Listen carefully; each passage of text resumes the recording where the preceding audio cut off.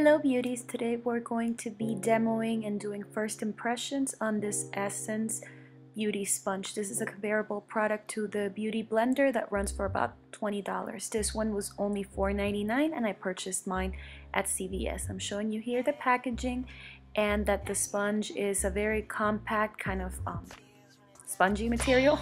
So I'm going to begin by wetting the sponge as the instructions say. I'm just using here a little cup of water and I wanted you to see how it definitely increases size. You want to make sure and rinse out most of the water. The wetter the sponge is, the more sheer the coverage of your foundation is going to be.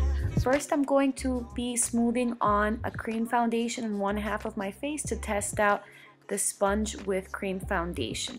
One of the things that I like about this sponge the most is just how easy and seamless it blends out the product, and that you can customize the coverage by again making the sponge a lot more wet and shearing out a very thick or heavy foundation perhaps.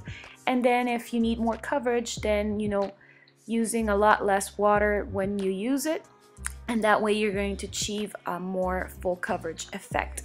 So that way you can customize. If you only have one type of foundation, you can get different looks with it. The best technique that I found is definitely rolling it on the side of my face. On the other half of my face, I'm going to be using a traditional liquid foundation, and again I'm going to be dotting it on the other half of my face, and then I'm going to be applying it. I find that it works best for liquid foundation. It was so easy to blend it out, so quick, and again I'm using the side with the point to go underneath my eye and rolling the foundation. You do not want to wipe too much because then you're going to take off the product and it defeats the purpose. As you can see, my skin is very even. I had no makeup at all, only eye makeup, but I had no face makeup at all. So my skin is pretty even, but even with that, the coverage was just very nice, natural, and blended down to the rest of my face perfectly. I also wanted to test blending out some under eye concealer corrector, just like one of the pictures suggested. So here I'm doing it with a point like the instructions said, and then on the other eye I'm doing my regular blending technique, which is just applying pressure and patting with one of my fingers.